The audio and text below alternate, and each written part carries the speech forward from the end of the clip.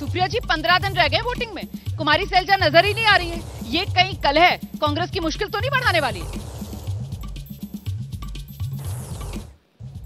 आपको, आपके दर्शकों को और सोनीपत की सम्मानित जनता को मेरा सादर नमस्कार। और मैं आगामी बधाई देना चाहती हूं हरियाणा को कि आप प्रचंड बहुमत की कांग्रेस की सरकार बनाने जा रहे हैं। मेरा राम राम आप सबको। सबसे पहले तो मैं ये कहूंगी। दूसरी बात मैं कहूंगी, आपकी जो चिंता है हमारे लिए, हम बहुत अभिभूत हैं। आप बिल्कुल मत घबराइए। शैलजा जी लगातार मीटिंग्स कर रही हैं, कार्यकर्ताओं से घर पे मिल रही हैं। हमारे लीडर्स ने रैली करना कल से ही शुरू किया। उनकी अंबाला में, सिरसा में, हिसार में, तमाम क्षेत्रों में आगामी दिनों में रैलियां लगी हुई हैं, आपको वो दिखेंगी। लेकिन हमारी चिंता करते करते बीजेपी अपनी कलह भूल जाती है। अमित शाह जो है हाथ उठाकर, नायाब सिंह सैनी जी हमारे उम्मीदवार हैं, उस उम्मीदवार को ये पता, हमारे सीएम के फेस हैं, सीएम का फेस को पता ही नहीं है कि वो करनाल से लड़ेंगे या कहीं और से अपना घर छोड़ के भाग गए। फिर विज जी कहते हैं नहीं जी मैं बनूंगा मुख्यमंत्री, सबको पछाड़ कर राव इंद्रजीत सिंह कहते हैं जी मैं बनूंगा। इनका जो बड़ा ब्राह्मण चेहरा है वहां का, वो बेचारे रोते हुए घूम रहे हैं और कह रहे हैं कि ये सब छोड़ो, मेरे साथ बहुत गलत कर दिया रामविलास शर्मा जी। बीजेपी का जो हरियाणा का दफ्तर है ना, वो कुश्ती का अखाड़ा बना हुआ है। मेरा मुंह मत खुलवाइए, एक नहीं दो नहीं 63 इस्तीफे हुए हैं। इनके राज्य के पिछड़े प्रकोष्ठ के, इनके राज्य के किसान प्रकोष्ठ के अध्यक्षों ने इस्तीफा दिया है। ये किस मुंह से हमारी बातें करें? हमारी चिंता मत करिए। आपने 10 साल हरियाणा को इस कगार पर लाकर खड़ा कर दिया कि बेरोजगारी का ये आलम है कि बच्चे डंकी मार रहे हैं, बेरोजगारी का ये आलम है कि सफाई कर्मचारियों की नौकरियां भर रहे हैं बेचारे पीजी और ग्रेजुएट्स, बेरोजगारी का ये आलम है कि इजराइल के युद्ध क्षेत्र में जाने को मजबूर है। आपने किसानों को एमएसपी का धोखा दिया, आपने पहलवानों के दामन पर हाथ डाला। तो मैं जवाब लेती हूं, जनता आपका हिसाब करेगी। मुद्दों पर मैं आ जाऊंगी, लेकिन पहले ये जो बगावत का दंगल आप कह रही हैं कि बीजेपी में खुला हुआ है, इसी पर राजीव जेटली जी जवाब दे दीजिए। और कुमारी सैलजा को लेकर जो उन्होंने जवाब दिया, फिर आप मुझे बताइए कि आपकी पार्टी के नेता, बीजेपी के नेता क्यों ये आरोप लगा रहे हैं कि कांग्रेस जो है वो किसी पिछड़े नेता को आगे ही नहीं आने देती और इतनी सहानुभूति कुमारी सैलजा से बीजेपी के नेता जता रहे हैं। राजीव जी, आपने देखा नहीं इनको कि किस तरीके से अपने मन से उठाकर के अपने प्रदेश अध्यक्ष को फेंक देते हैं। हाथ टूट जाता है उनका हाथ, और हाथ जब टूट जाता है, अस्पताल में भर्ती होते हैं, तो उनको पूछने के लिए कौन जाते हैं? कांग्रेसी नेता नहीं जाते हैं, उस दलित नेता को पूछने के लिए भारतीय जनता पार्टी के नेता जाते हैं। तुम्हारी शैलजा भी बेचारी डरती फिर रही है, वो मंच पे चढ़ती नहीं है, वो मंच की हाइट देखती है पहले कितना ऊंचा है, कहीं उठा के मुझे भी नीचे ना फेंक दे, क्योंकि मैं दलित हूँ और दलितों को जीने का अधिकार नहीं है कांग्रेस के अंदर। ये सबसे बड़ी विडंबना है कांग्रेस पार्टी की। और जो हम पर उंगली उठा रहे हैं कि इनके नेता, अरे हमारे नेता पार्टी की, लेकिन राजीव जी वो तो सांसद हैं, कांग्रेस पार्टी ने उन्हें टिकट दिया, सिरसा से वो जीती हुई सांसद हैं कांग्रेस की।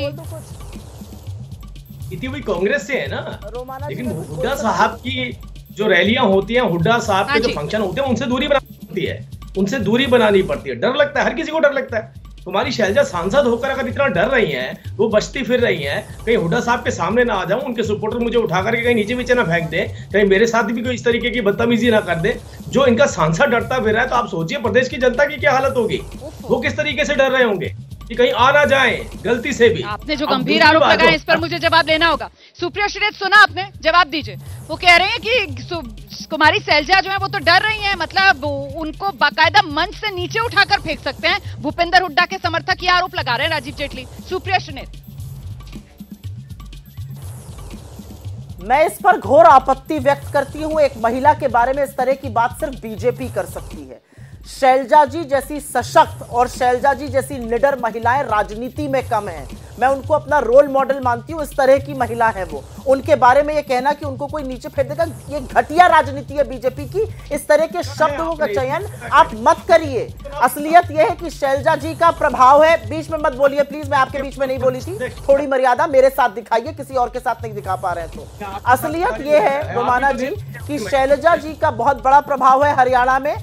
और राजीव जी देखिए, हम सब अपने अपने जगहों से बात कर रहे हैं, मैं भी स्टूडियो में मौजूद हूँ, दिक्कत आ जाएगी तो प्लीज अपनी बारी पर रखिए। रोमाना जी, मैं सिर्फ इतना कहना चाह रही हूँ कि शैलजा जी हमारी बड़ी वरिष्ठ नेता है और वो बिल्कुल प्रचार करेंगी। वो दलितों में बड़ा चेहरा है, उदय भान जी दलितों में बड़ा चेहरा है। बीजेपी की तो ये हालत हो गई है कि इनको हमारे खिलाफ फेक न्यूज और भ्रम फैलाना पड़ रहा है और हम इनके खिलाफ एफआईआर कर रहे हैं फेक न्यूज फैलाने के लिए। ये तो इनका हाल हो गया है, अपना घर तो इनका संभल नहीं रहा है। शैलजा जी एक बहुत सशक्त और बहुत निडर महिला है, कुमारी सैलजा अभी तक नजर क्यों नहीं आ रही है? कुमारी सैलजा के बयान मीडिया में हमने कितना सुने, जब उनकी तरफ से कहा गया कि वो विधानसभा चुनाव लड़ना चाहती हैं, उन्होंने तो ये भी कहा, लेकिन आखिरकार वो विधानसभा चुनाव मैदान में भी नहीं उतरी हैं और अब उनकी जो गैर मौजूदगी उसको लेकर सवाल तो पूछे जाएंगे। ऐसे बहुत सारे, बिल्कुल आपकी बात सही है और मेरा अपना मानना है कि शैलजा जी ने भी इच्छा व्यक्त करी थी, दीपेंद्र जी ने भी व्यक्त करी थी। पार्टी की हाईकमान ने, पार्टी ने फैसला किया कि नहीं, दोनों लोग सांसद रहेंगे। अभी वो लोग जीत कर आए हैं बड़ी बड़ी मार्जिन से, हिसार से शैलजा जी और दीपेंद्र जी हरियाणा से जीत कर आए हैं। हरियाणा की 5 सीटें बीजेपी के नीचे से खींचकर निकाल दी और बीजेपी किस मुंह से बात करती है? हमारे पार्टी के राष्ट्रीय अध्यक्ष एक दलित, शोषित, वंचित समाज से आते हैं, 60 साल का उनका निर्वाचन का एक्सपीरियंस है। आप बात करिएगा पिछड़ों दलितों की, आप बात करिएगा पिछड़ों दलितों की, जब आपके राज्यों में पिछड़े और दलित बेचारे पीटे जा रहे हैं। आप बात करिएगा दलितों की, आप बात करिएगा पिछड़ों की। छत्तीसगढ़ में आपकी सरकार है जो कस्टोडियल डेथ छत्तीसगढ़ में कल हुई है और सारा छत्तीसगढ़ सड़कों पे, उसके बारे में आप कुछ नहीं कहिएगा। आप महिलाओं के बारे में कुछ भी कह के चले जाते हैं। किस तरह की आपको हंसी आ रही है? कस्टोडियल डेथ में जिस तरह की फोटोज आई है, शर्मा जाए, आपको हंसी आ रही है? जैसे ही घड़ी का काटा दोपहर 2:30 पे आए, बबीता जी का दिल सास बहू साजिश के लिए मचल जाए। और ये है इनकी बहू, पूरे दिन ऑफिस की टेंशन हो जाए गॉन जब ये करें अपना फेवरेट शो फ्री टाइम पे ऑन। इनकी तरह आप भी देखें अपना फेवरेट शो अपने टाइम पर और डाउनलोड कीजिए एबीपी लाइव ऐप अपने स्मार्ट टीवी पर।